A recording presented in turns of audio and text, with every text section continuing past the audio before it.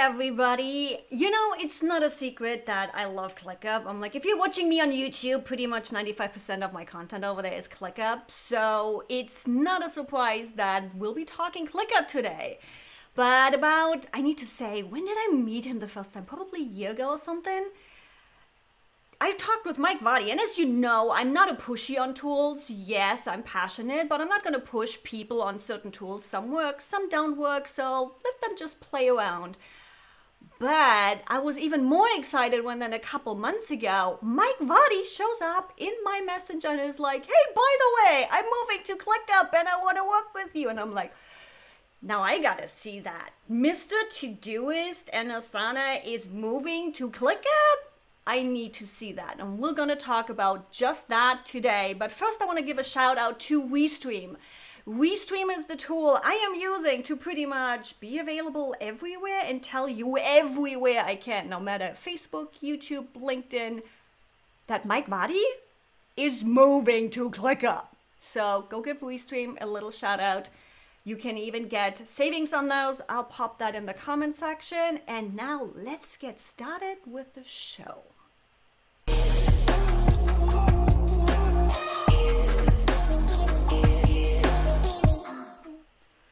I won't even introduce you because everybody knows Mike Vardy. Let's be honest. If it comes to productivity, everybody knows Mike Vardy, right? Am I right, guys? Pop in the comment section if you know Mike Vardy. I love when you you get that Mike Vardy is quiet. I just got him. Yes, this is the perfect way to start a show. I love it. It's funny because whenever someone talks about like Mike Vardy and productivity, very few people say the productivityist out of the gate because it's so hard to say and spell. So I was kind of waiting to see if that's what you would have done. You gotta remember, English is also my second language. You don't even know how often I misspelled that thing, and I'm like, I'm just gonna copy and paste it till I finally realized it's productivity and the ist at the end. So now finally, literally like as of 2 days, I can spell it without having to copy and paste it. You could argue that productivityist is not English. So there is that. We'll just blame the Canadians. We're just going to have to blame the Canadians. Yeah. It's just as. And I know Erica, she is in the audience. She was waiting for you. She's probably one of the ones that was already waiting on my YouTube channel. I saw a couple on there. And for my Facebook users, you are probably watching in a group right now. Do me a favor, just go to it's chat.restream.io/Facebook. I popped it in the comment section too. That way we can see your face and we don't see that Facebook user thingy. That was a whole bunch of stuff. Mike, let's start in the beginning. So you are actually quite known for Todoist. We'll get to that in a second, but you used Asana for business, right? Yeah, so I've been an Asana user for pretty much since the beginning. I remember back when I worked for, I think it was Lifehack or Cult of Mac, one of the two. And they had me interview Dustin Moskovitz and Justin Rosenstein, who were the founders of Asana, and they came from Facebook. And so when Asana was kind of that first tool that really blew me away when it came to productivity in terms of team task management. Yes, I'd used OmniFocus things, a bunch of them, but this one was the one where I thought, okay, number one, it's not just an Apple product. Like it's not just iOS and Mac only. But it is multi-platform.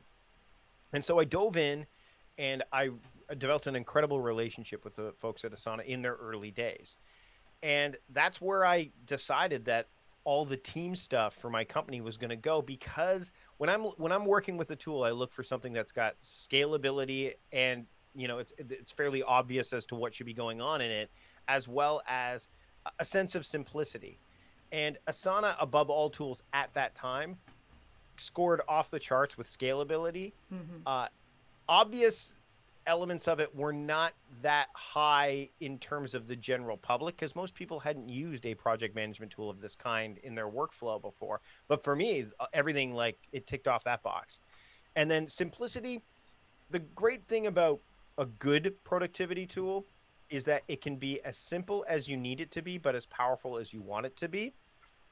And Asana, as much as it gets criticized for being overwhelming when you look at it, um, you don't have to use all the bells and whistles. It's like getting into a car and you see like the main things that you need to deal with, but then there's these other little instruments that you're like, I don't know what to do with these. You just leave those until you're ready. And Yep. Asana has that. So I was very enthusiastic about it. And I used Asana for pretty much everything business related with the team up until, of course, as we started to make this move into ClickUp. Yeah, and I'm like, I think my thing with Asana really just was I couldn't wrap my head around it. It's just, there was something that just didn't click for me. But I do know a lot of people that use Asana, and there is a reason for it. So, as you guys know, yes, I do have my favorite. But again, it's use the tool that works for you. Yeah. Now, I think I just want to throw it. I just saw a quote come up about this quote that I throw around a lot. And thanks, Erica, for putting that on your desk. That makes me all warm and fuzzy. But your mind was meant to be a factory and not a warehouse. And I think Asana and any good tool lets you do. The one tricky thing about Asana out of the gate, though, that I found was there was no inbox. Like there was not a place called the inbox, and that was different.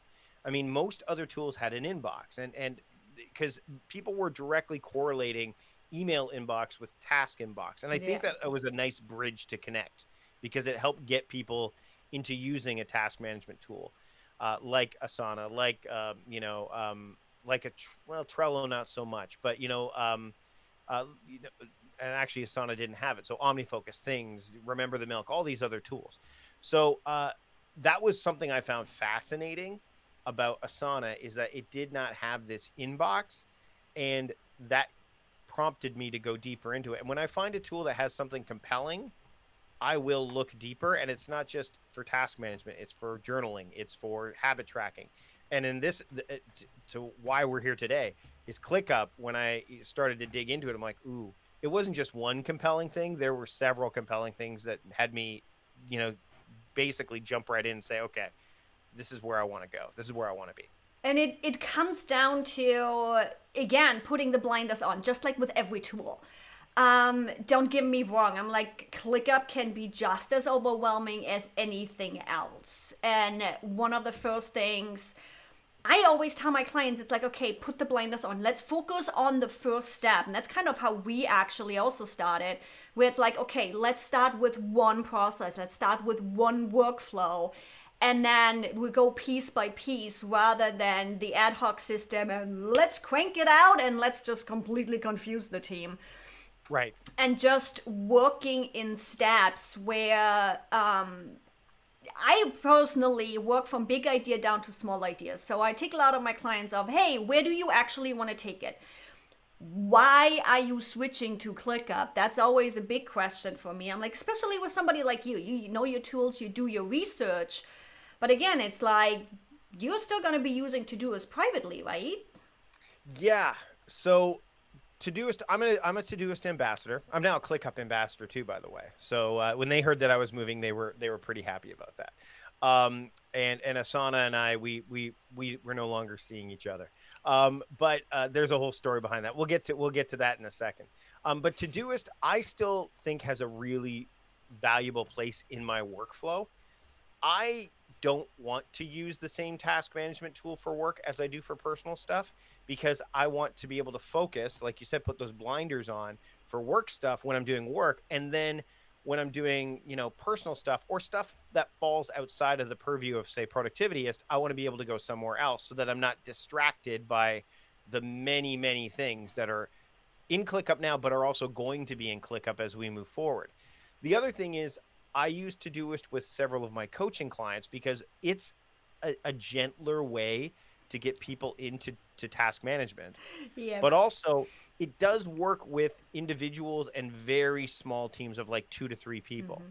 The reason, and I I addressed this actually with the Todoist team, because I said, I'm not going to be using it for, I will recommend it, but I will not recommend it for this. And I said, simply put, it doesn't scale nearly as well as a ClickUp, or even, I mean, the reason I didn't move stuff into Todoist from Asana was because it's very challenging to run a multifaceted, multi-member team inside of Todoist. It's just not designed for that. And I think one of the things you need to do when you're looking at tools of any sort is understand the market that they're for, or the market that they're going for. It's pretty clear to me, and I know to you as well, Yvonne, is that Asana's going enterprise. Like, that's where they're headed. Yeah. They're headed to, I mean, you look at their client base, they're going there. Todoist is designed for the smaller boutique, the smaller individual, the personal, right? Trello, we would easily argue, is going enterprise as well. I mean, they were acquired by Atlassian, for crying out loud. Like, yeah, they're gonna have to do quite some work though to go enterprise. They will, but they already had traction. See, that's the other thing too, is if an app has traction, they can go down that path. ClickUp to me still seems, and I don't know what their long-term plans are in terms of this. I'm sure as an ambassador, they'll probably share it with us at some point, because I know you're in the same boat.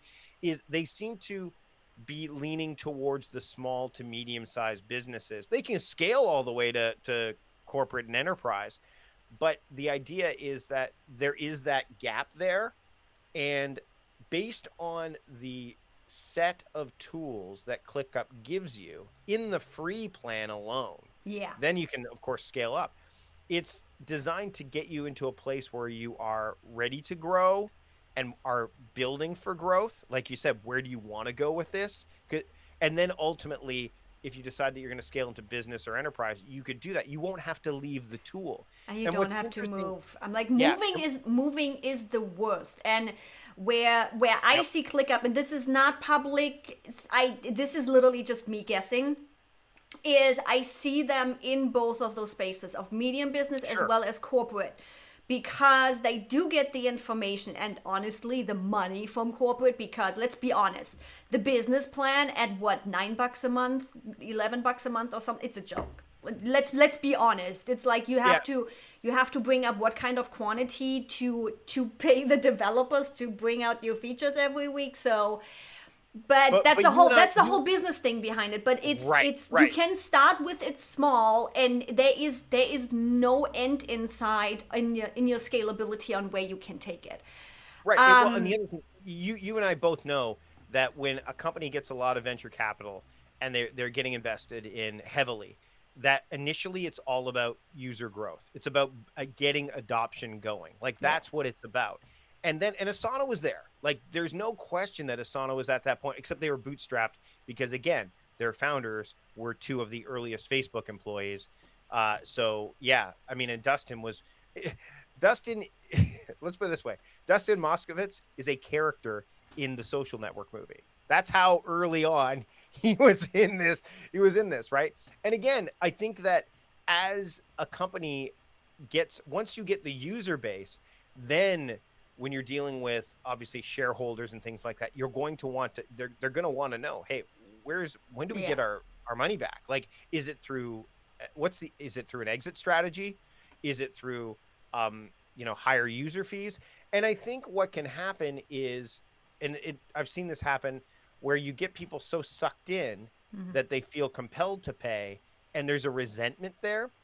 There's something about the level of features and the capabilities that ClickUp has that I personally don't feel that when they do raise prices or what have you, that the resentment will be lower, because the value from having it there is so much, it's worth it, right? I mean, you think about this in terms of, let's say you're running your own business and you're running Facebook ads. And right now I'm running Facebook ads for a time crafting cohort that I'm running, a big group program that costs like $600 US to be part of the first cohort.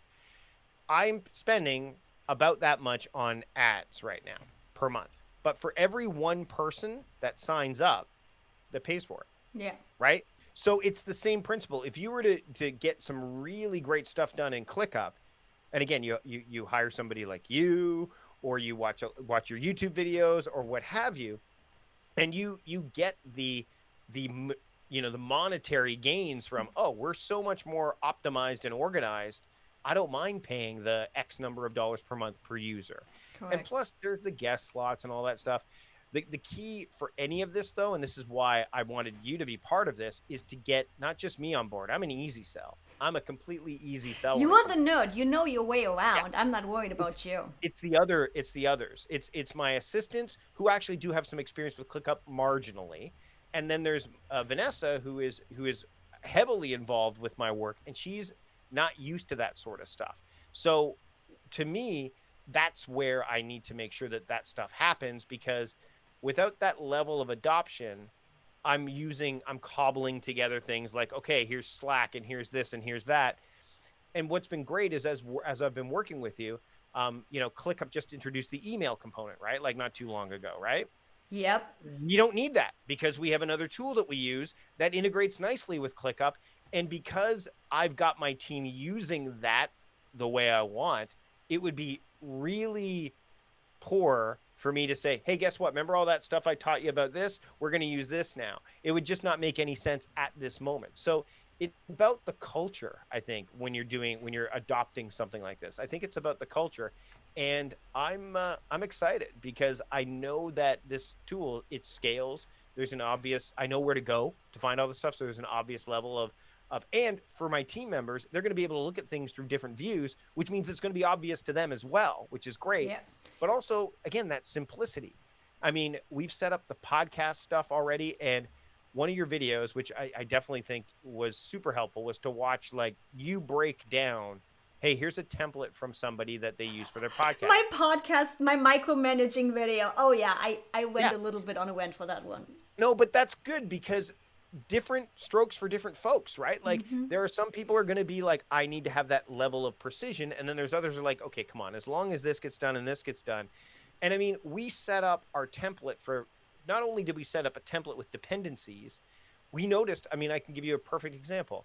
I got a message today from Jay, one of my assistants, who said, hey, listen, there is this dependency in place that doesn't allow me to complete podcast artwork until this is done, but I want to get ahead. Do we really need this dependency in place? Now, initially we did, but now we don't. So I said, I'll remove it. And he goes, well, because I don't want to worry about the due dates. And I'm like, oh, be still my heart. I'm so glad. So he's actually looking, and we've set up a custom field called attention dates.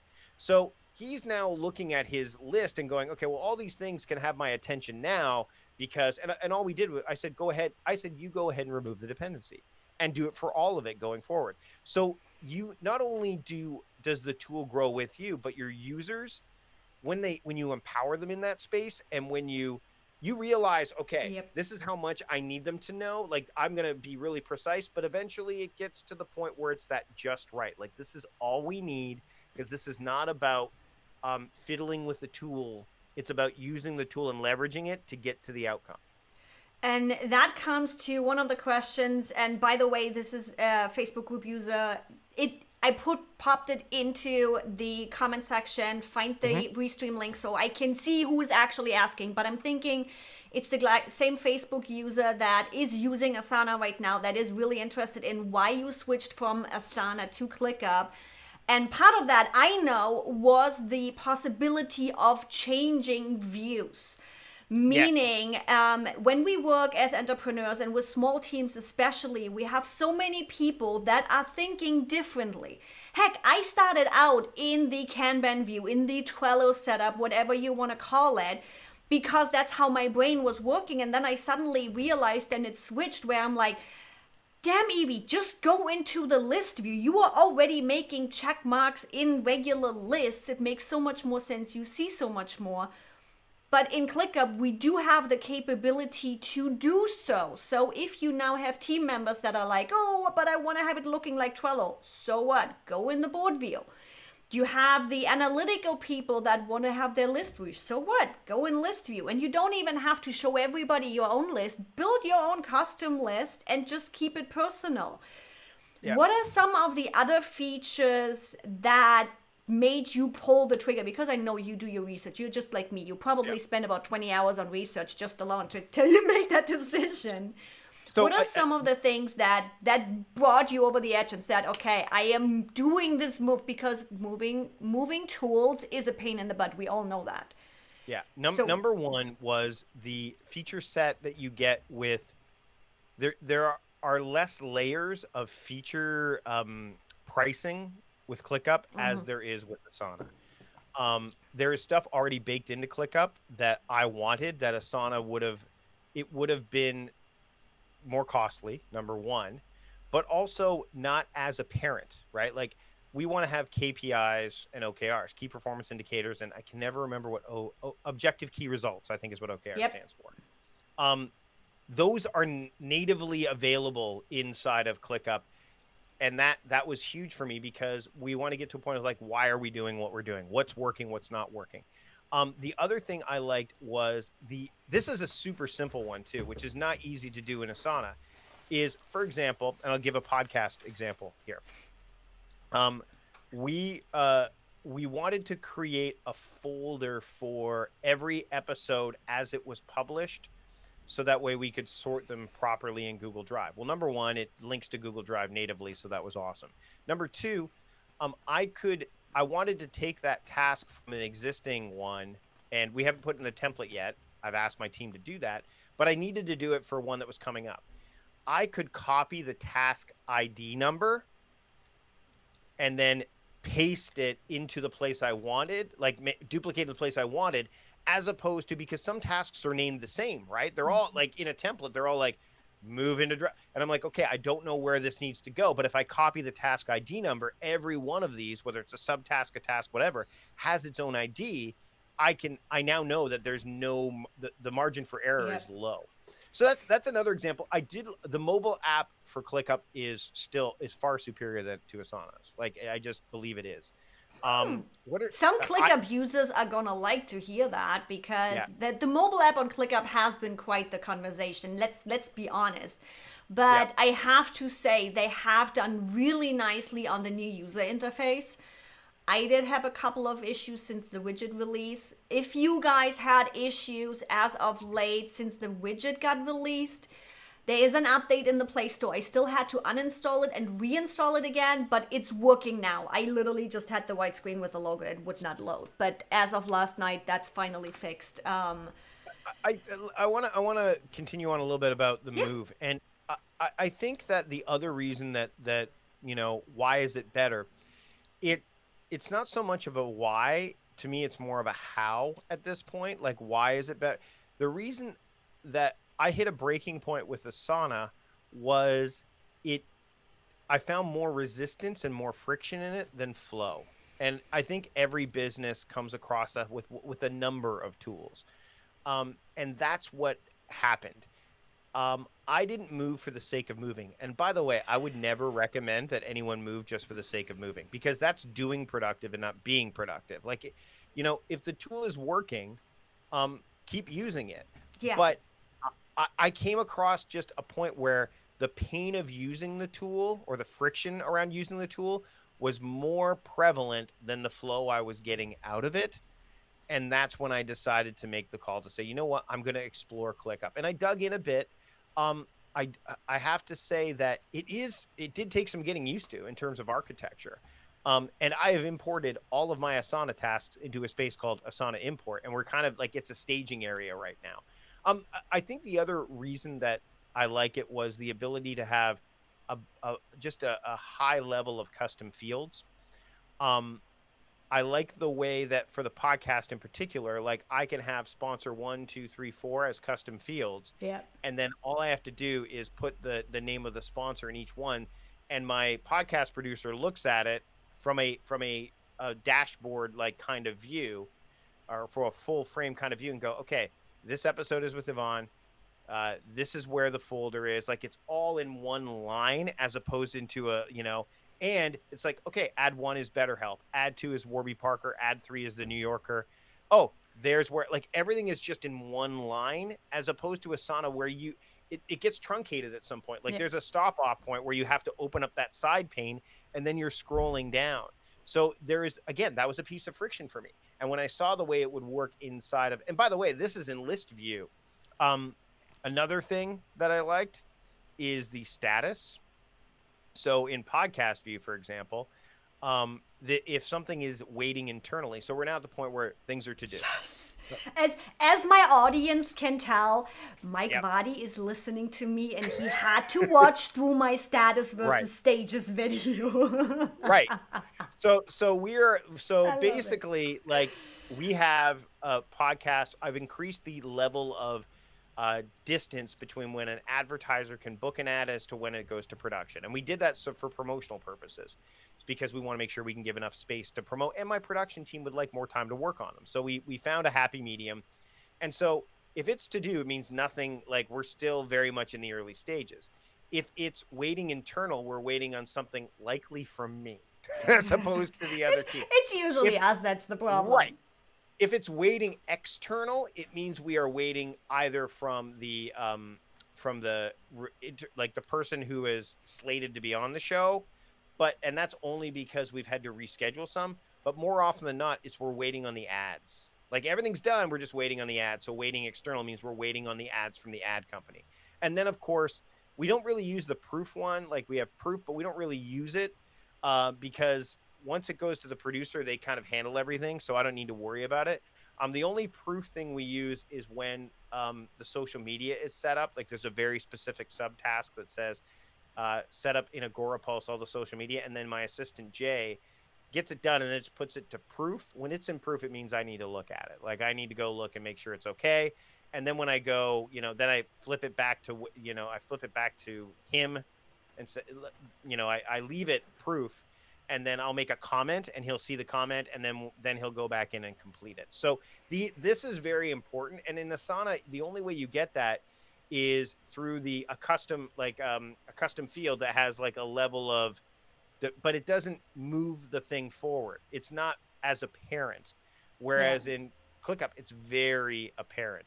And I can tell you right now that my team members, when we moved the podcast from Asana to ClickUp, the optimism and the enthusiasm that we've had has been phenomenal.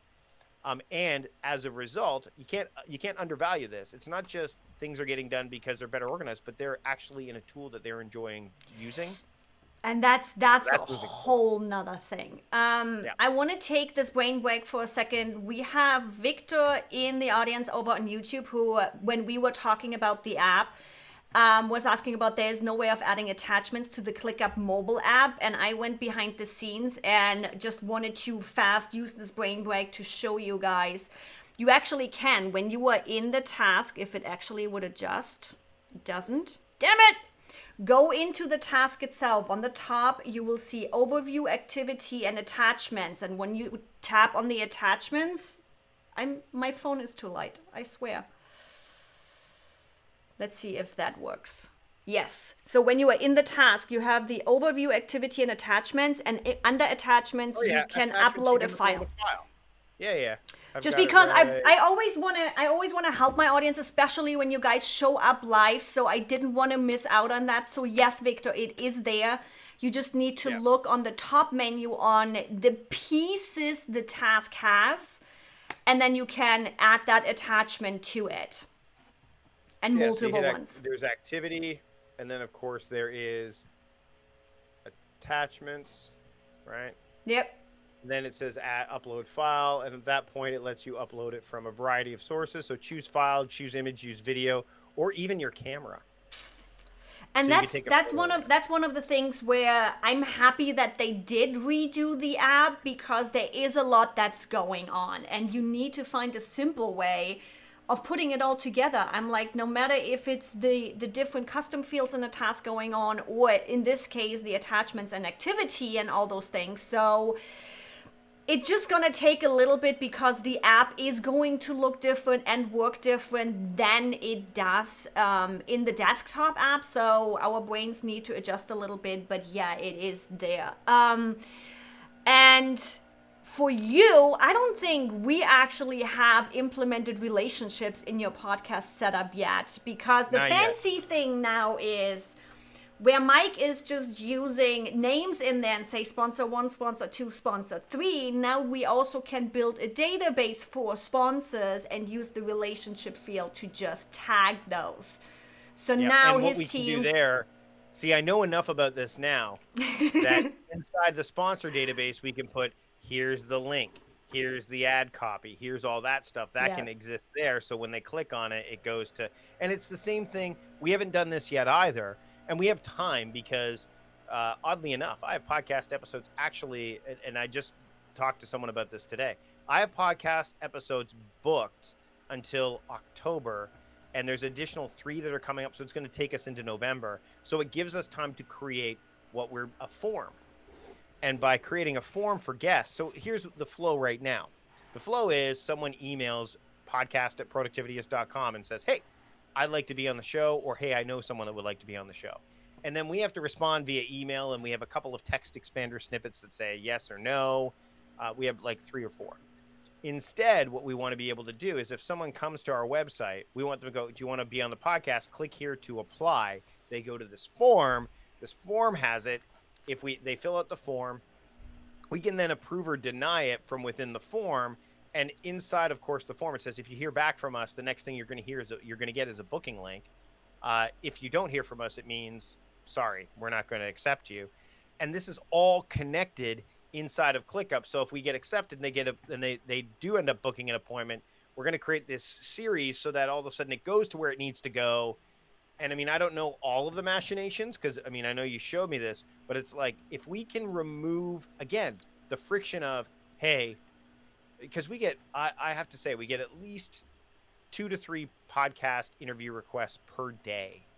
So the time spent on looking through and replying and doing, well, it's and it's not even the email workflow that's the hard part, because we've optimized that with Text Expander, which is a tool I absolutely adore, and think that if people are looking to get better at speeding up, especially consistent messaging across your team, having a Text Expander set of snippets is fantastic.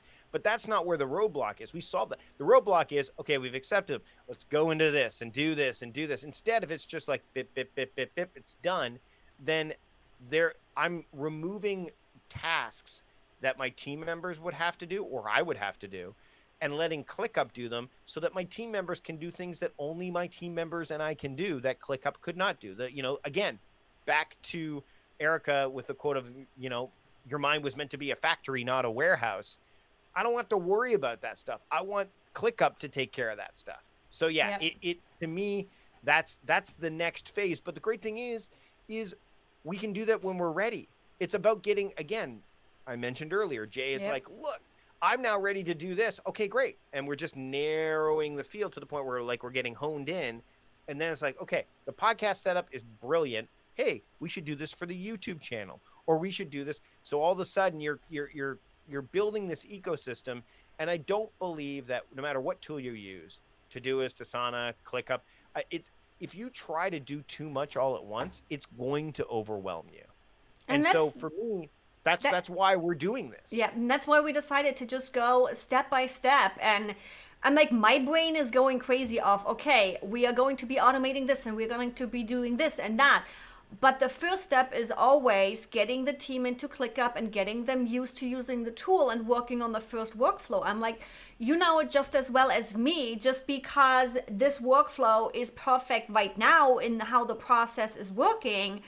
Jay already realized we need to take that dependency out. So just going through that process initially manually to put it to the test, to see what's working, what's not working, what makes sense to the team, what needs to be adjusted, where are the bottlenecks.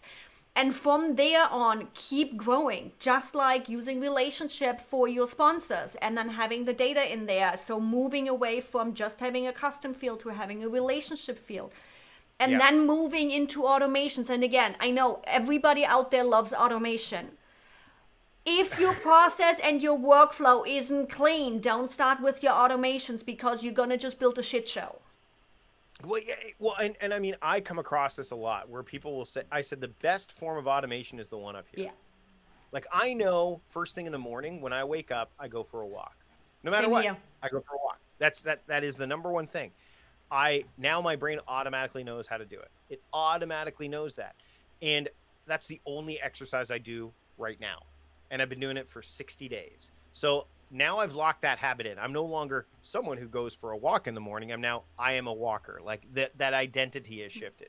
The next thing I'm taking on right now is my monthly theme for this month is nutrition. And that's personal. So that stuff's living in the personal space where it needs to, right?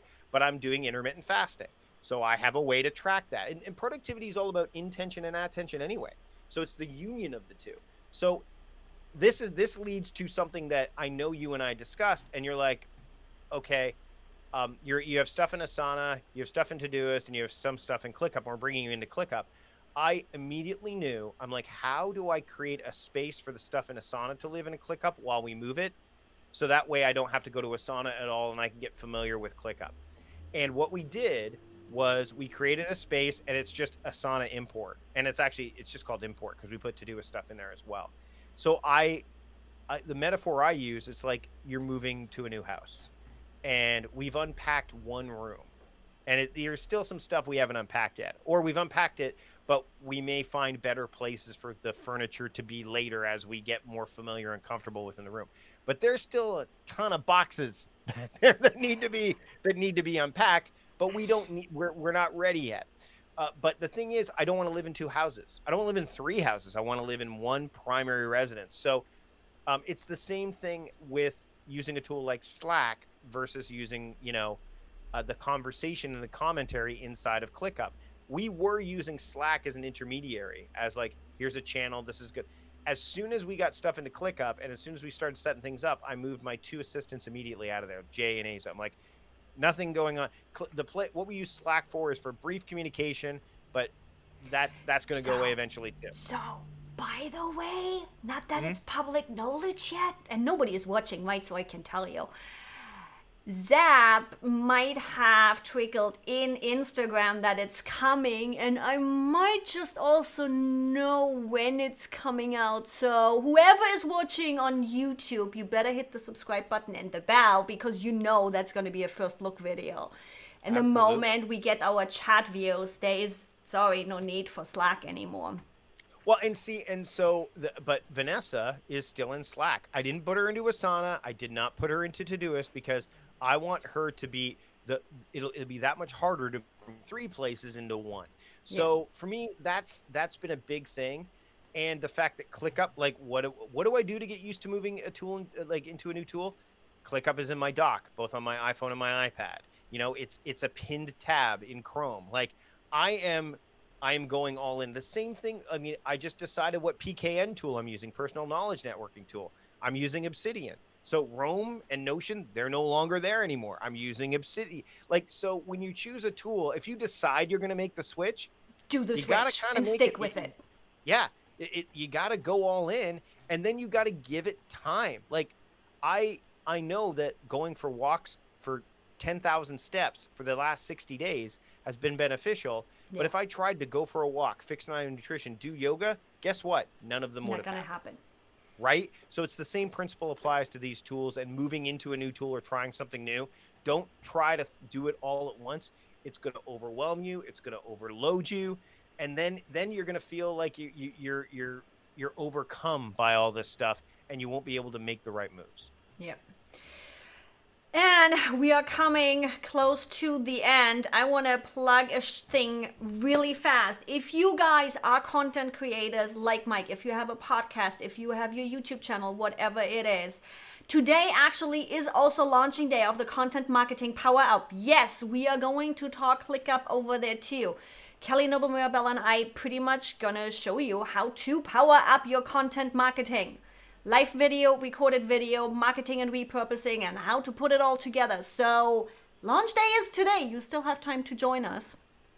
And I know Mike always got goodies for us too. So you better go grab his freebie too. I've been starting to work myself through all of your content. It's like, oh my God. It's like new habit of mine. I literally have an hour in the evening where I'm catching up on my own education and doing all the things. And because I also need to get into your brain, there is things we both do same. There is things we both do differently. I'm like, for example, you don't like doing due dates.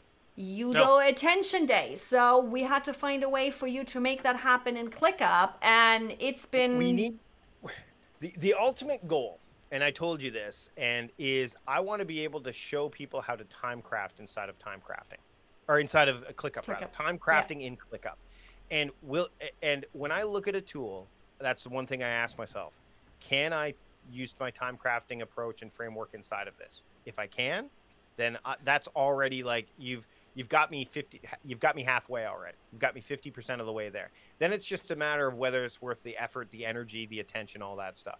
Yeah. So when I started, and what's interesting is in every other tool, it's been through tagging or labeling that we've done this. But with ClickUp, that may not be the way. And that's when I, kind of defer to your expertise and say, okay, and that's, look at my stuff, look about like mode-based work, daily theming, horizontal theming, the idea of attention dates, because the way I'll look at it is, okay, this is a podcast task.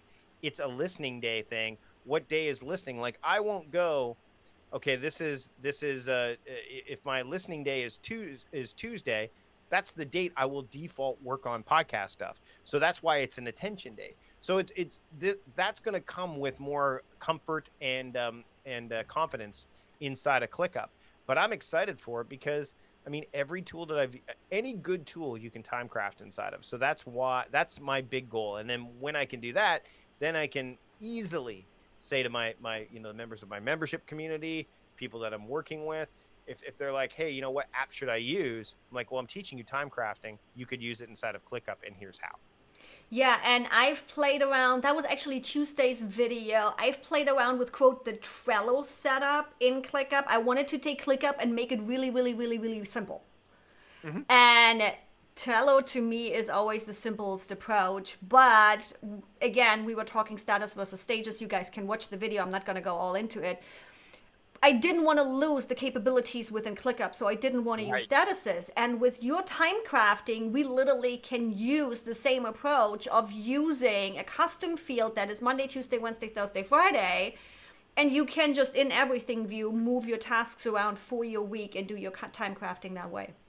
Well, and we can build a relationship database with what's Monday. Monday's daily theme is this. Oh, Mike changed his daily theme. Monday is not leveling anymore. It's, I don't know, administrative. We change that relationship, and all of a sudden, everything that was listed as such flips, and you're like, oh, okay. Like I can sense, and again, I can sense when I look at a tool, like the potential of it, and I know, and it's both liberating, but also somewhat terrifying when you see a tool that can do this much. You're like, oh boy, because you can get lost in the weeds, which is why when we first met, you're like, ClickUp, which by the way came up in Steve Dotto's webinar Wednesday just not too long ago. It was the app of choice, the free app of choice that one of the people brought up, and I'm like, well, it's free to a point, and we actually had to vote and recommend which free app that the other person brought to the table. There was a whole bunch of selections, and I'm like, well, Lauren brought up ClickUp. I want to win, but I'm an ambassador for ClickUp and I know the value. So I'm going to say ClickUp. Although I would, if I wanted to win this contest of the App Wednesday, I would have chosen another app. But you know what? I'm an ambassador for ClickUp. I see the value in it. Even in the free tier, I have to give props to ClickUp. And she would have won, but there's a whole other story. If you ever look at Dotto Tech stuff, you could probably look at the App Wednesday where we talked about free apps, and it was a lot of fun. But ClickUp, I'm excited for the journey. Yeah. And not only am I excited, but my team, like when my podcast producer said, this is so much better. Yeah. And my teammates were like, thank you for getting things in here. It's just going to be, it's a real treat to use. And that's where it comes down to, because if you have to fight your team, it's just like with your wife. If you have to fight your team, your life is never going to be happy. So make your team happy and you're going to have a happy work life. Happy team, productive dream, right? Productivity dream. Productivity dream. We'll edit that. We'll go to, fulfill. Happy team, fulfill your dreams. I don't know. There's something there. Dream and team. We need to work on that. The whole happy wife, happy life is a little bit easier, but we work on a business one for that one. We'll get there. I know you are busy, But for everybody watching, there will be a YouTube series. So we are recording this. We, in collaboration, will be walking you through what we are doing, how we are doing it, and how we are approaching moving Mike Vardy to ClickUp and his team too.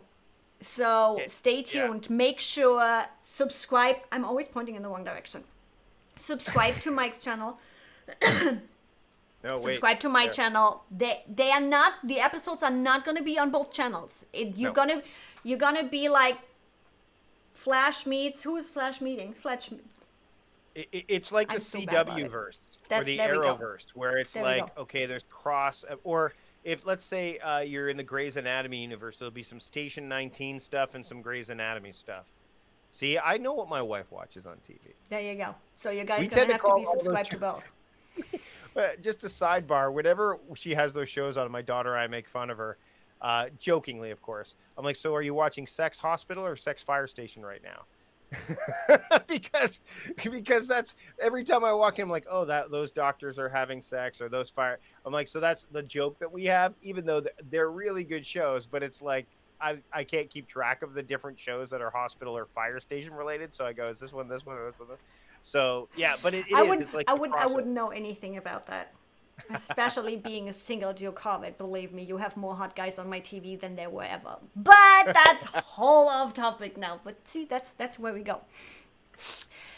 Now, I'm gonna let you go. Everybody that's watching, I see you.